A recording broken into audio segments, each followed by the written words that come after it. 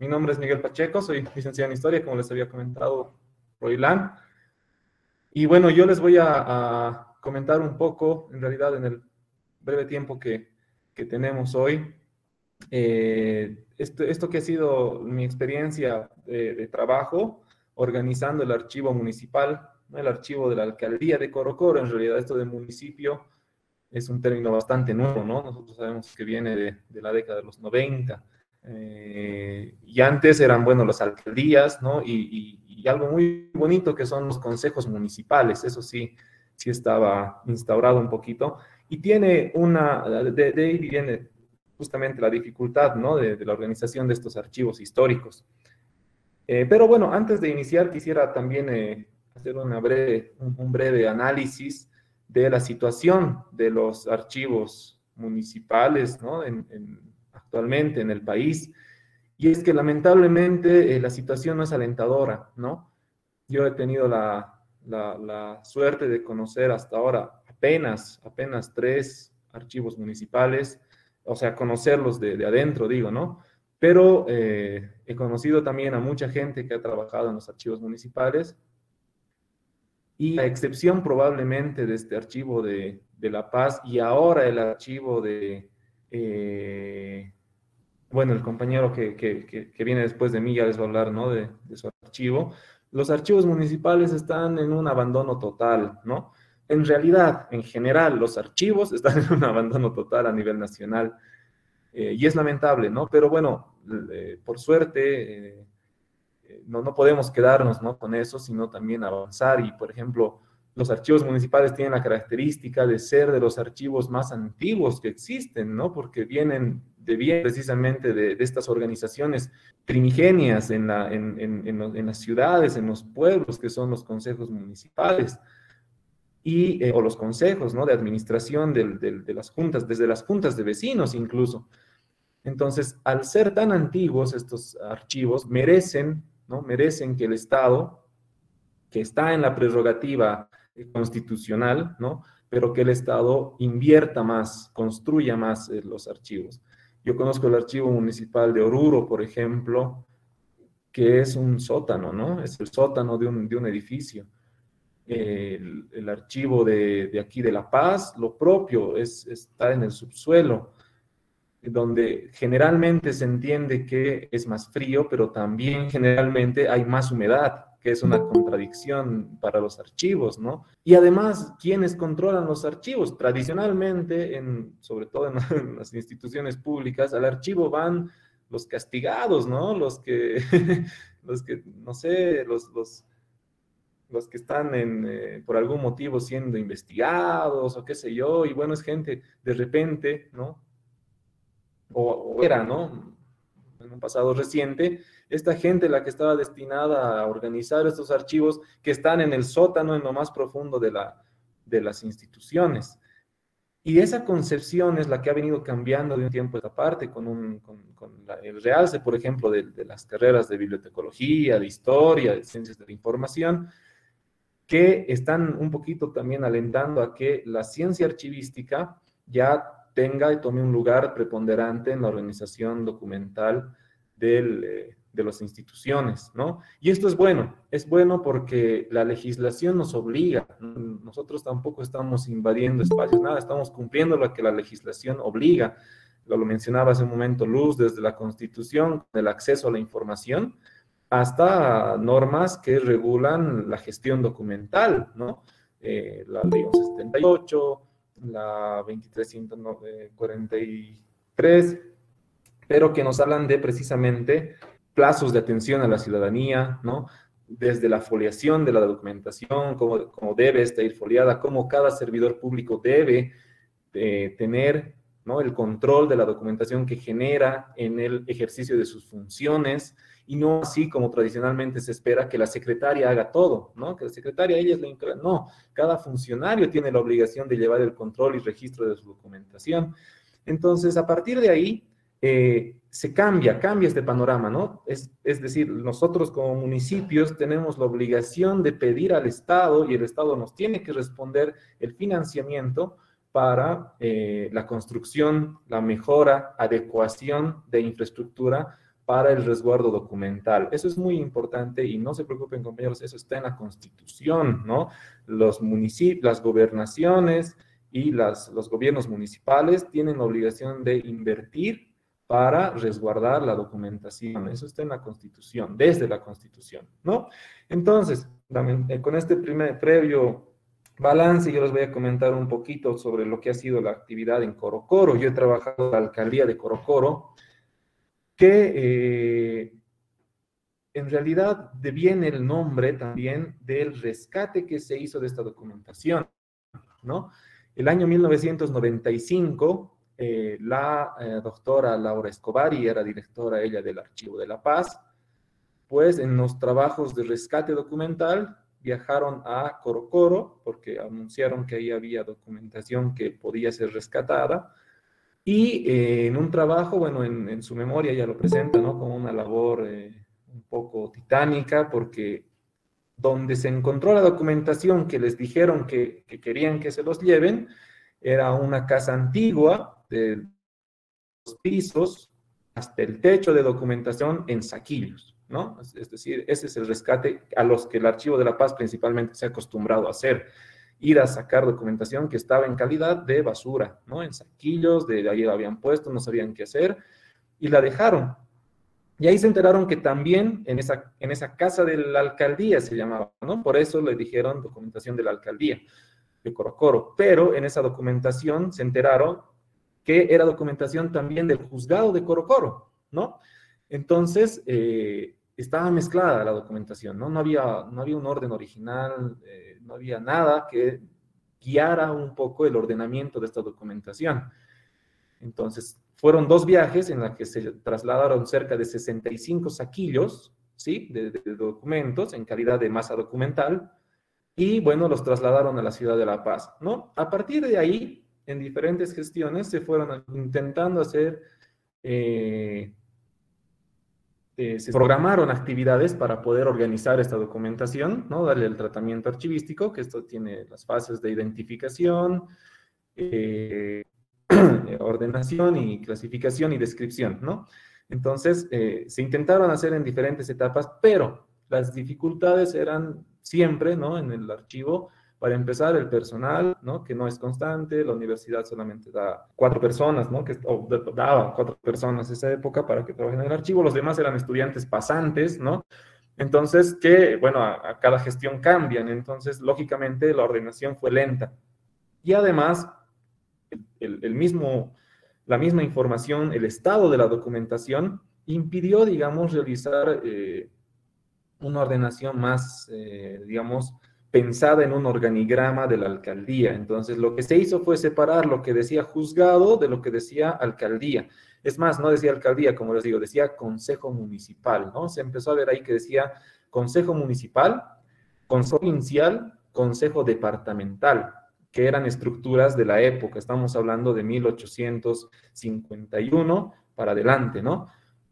Y obviamente la lógica, historia y cambios en la misma estructura municipal. Sí, ahorita vamos a ver eso. Entonces, ¿cómo fue yendo esta organización? Simplemente se separaron por años, ¿no? Meses y años, juzgado y lo que se llamó alcaldía, pero que, como les digo, no era alcaldía en sí, sino eran más bien los consejos municipales, ¿no? Entonces, ya cuando se propone, ¿no? La universidad ha propuesto realizar los trabajos dirigidos en el Archivo de la Paz, la carrera de Historia. Yo me intereso, yo he estado siempre relacionado a los archivos y decido trabajar bueno, empezamos a trabajar el tema de Corocoro, ¿no? Porque era una documentación que estaba junto a la documentación de la provincia Pacajes. Entonces, del juzgado de Pacajes y la alcaldía de Corocoro. Y así se fue dividiendo entonces los grupos de trabajo. Y bueno, yo ya para entrar en la experiencia de Corocoro en sí, puedo comentarles que es muy importante, antes de manipular cualquier tipo de información, ¿no? El verificar, el hacer la investigación previa para realizar los cuadros de clasificación, que es algo muy, muy importante, ¿no? La historia institucional es clave para entender la forma de organización, obviamente, de cualquier institución. Y de esta manera es que ahí yo, ¿no? en la investigación que se realizó, se detectó y se determinó estas irregularidades, si quieren, en cuanto a la nominación, ¿no? Esto es lo que les comento, no eran documentos de la alcaldía, porque las alcaldías, como ente, como alcalde, no existía. ¿Quién estaba en los pueblos? ¿Quién estaba en las comunidades? En esas épocas, los consejos municipales, ¿no? A la cabeza del presidente del consejo municipal. Entonces, si empezamos de ahí, estaría, entre comillas, mal denominada alcaldía de Coro Coro. Pero esto tiene sentido cuando hablamos de la documentación de la década del siglo, de las décadas del siglo XIX, ¿no? 1800. Pero lógicamente, ya acercándonos a 1900, que es toda la documentación que está ahí en el Archivo de la Paz, ustedes se imaginan, son cerca de más de 100 años de documentación. Claro, ya habían las alcaldías, ¿no? Las alcaldías nacen a partir de la década de los 50, 60, ya como alcaldías, pero es muy lindo y muy interesante ver todo ese proceso de transformación y de las funciones. Entonces, aquí empezamos a hablar ya no de estructuras orgánicas, sino más bien de funciones, ¿no? ¿Qué función cumplía el Consejo Municipal que actualmente cumplen las alcaldías? Eran las mismas funciones, el ornato público, ¿no? Los hospitales, una época las escuelas, otra época también los hospitales, hasta que eso se empieza a descentralizar, etcétera. Entonces, las funciones son las mismas, ¿no? Y si nos enfocamos nosotros en las funciones, podemos organizar un cuadro de clasificación en esta manera funcional, que no le interese mucho la estructura orgánica, pero sí la función. Entonces, más o menos mezclando esas dos formas de organización, se ha podido un poquito ordenar esta documentación, que como les digo, venía sin ningún orden original, porque estaban en saquillos, se había manipulado anteriormente para separar por juzgado o alcaldía, había mezclado años, ¿no? Muchas veces en el trabajo archivista por la premura o incluso por errores, ¿no? Atribuibles lógicamente a la falta de información. Vemos un documento que dice 52 y le ponemos al 52, pero en realidad era un adjunto de un documento del 70, digamos, ¿no? Entonces, ahí se ha roto toda la unicidad del expediente. Y claro, eso deviene del mal estado de conservación de los documentos, hojas sueltas, ¿no? Desorganizadas, desordenadas, o dañadas, ¿no? También es lógico que la documentación se dañe y su cosido se pierde, se rompe y las hojas empiezan a volar por un lado o por el otro y es muy difícil organizarlas. Entonces, de estos problemas es que lo único que pudimos hacer es un poco realizar un inventario, ¿no? Un inventario de esta documentación para que permita precisamente el acceso a la misma, ¿no? Entonces, Coro Coro tiene esa particularidad, no solo Coro Coro, ¿no? Asumimos que todos los municipios de la época, sobre todo la época que yo he trabajado, que es de 1851 a 1916, deviene de estos procesos de cambios constantes. El país, ¿no? Tenía apenas 25 años de organización y iban cambiando, ¿no? Iban cambiando. Ahora, ¿qué hacemos ahora? ¿Qué depende de quién, ¿no? Por eso les digo, habían consejos municipales departamentales, se llamaban, ¿no? Estaba aquí en la ciudad de La Paz. El Consejo Municipal Provincial era una estructura de la provincia Pacajes, ¿sí? De toda la provincia mandaban un representante para hacer un consejo municipal provincial, y Coro Coro tenía su consejo municipal de Coro Coro, ¿no? Y toda esa documentación estaba como alcaldía de Coro Coro. Entonces, separarla no se podía porque eran de relacionamiento en muchos casos, era porque tendríamos que haber creado 4 subfondos, ¿no? Un subfondo alcaldía de Coro Coro, subfondo alcaldía provincial, perdón, Consejo Municipal Provincial, subfondo Consejo Municipal Departamental, y en realidad todas estas estaban dirigidas y coordinadas en Coro Coro, ¿no? Y esa es otra de las dificultades de Coro Coro, que era capital de sección. Entonces, desde toda la sección, de la primera sección de Pacajes, iba a Coro Coro, ¿no? A tratarse a Coro Coro. Entonces, hay documentación de toda la sección de Coro Coro, de la primera sección. Otro de los problemas, los diferentes cambios en la organización estatal, porque Coro Coro Pacajes nace como Pacajes e Ingavi, ¿no? Todas las dos provincias eran solo Pacajes. luego pasa a llamarse provincia Pacajes e Ingavi, y luego se van a separar, pero cuando se produce la separación oficial, ya tenían varios años de haber estado separados, trabajando independientemente cada una de estas provincias. Entonces la organización se torna difícil si tomamos en cuenta todo esto, y más aún si pasan periodos periodos trágicos, bueno, vamos a decir trágicos por decir una palabra, pero periodos de cambios tan raros como los que pasaron, por ejemplo, en la época de Melgarejo, que Melgarejo decidió crear un nuevo departamento, ¿no? Y bueno, varios, entre otros, pero en la ciudad de La Paz, perdón, en el departamento de La Paz, creó un departamento que se llamó Constitución, que era lo que es Pacajes e Ingavi, ¿no? Y le cambió los nombres a todo. Corocoro era Lealtad, por ejemplo, ¿no? Pacajes era Constitución, y fue un nuevo departamento que luego cuando entra Tomás Frías, si no me equivoco, dice, bueno, anula todo lo que hizo Melgarejo y todo vuelve a la normalidad otra vez, vuelve a haber Pacajes, vuelve a haber Corocoro. Entonces, esos cambios que están en la documentación sirven un poco para guiar esa estructura que debemos nosotros un poquito intentar mantener, ¿no? Entre lo orgánico y lo funcional, porque ya se pasó a llamar Lealtad Corocoro, pero eso no implicaba que las funciones del Consejo Municipal se hayan cambiado, eran las mismas, ¿no? Eran las mismas, entonces no hay por qué, digamos, separar esa documentación, sino más bien unirlas en cuanto a la función. Y así es como se ha trabajado un poco. Hemos respetado el orden cronológico porque ya estaba organizada así la documentación. Separarla iba a ser un trabajo imagínense ustedes, son 100 años de documentación, más de 100 años de documentación, prácticamente una labor imposible, por no decir otra palabra, ¿no? Y bueno, finalmente se cambiaron. Luz también lo mencionó hace un momento, el Archivo de La Paz compró cajas. Se recomienda ahora el uso de cajas verticales, no horizontales, porque justamente era otro de los problemas de la documentación. Al estar en cajas horizontales estaba aplastada, ¿no? Todas, una caja tras otra, que impedía, o en todo caso afectaba a la conservación de los documentos. Entonces, todas apiñadas unas sobre otras siempre va a deteriorar más que colocadas en cajas verticales con el espacio correspondiente. Entonces, se cambió de las cajas también, se hizo el cambio de las cajas.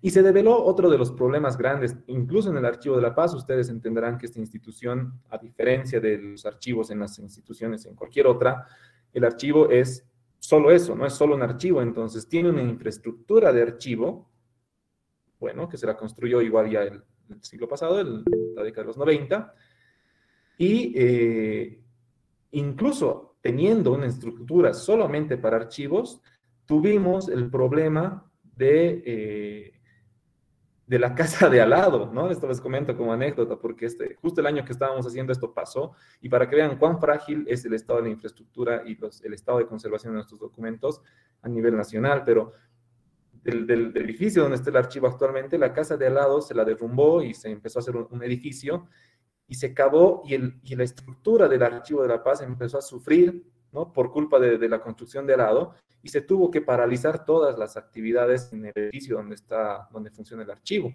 porque había riesgo de incluso hasta, ¿no? de derrumbe, digamos. Entonces se tuvieron que fijar las zapatas y hacer todo un cambio de estructura al edificio, porque había riesgo.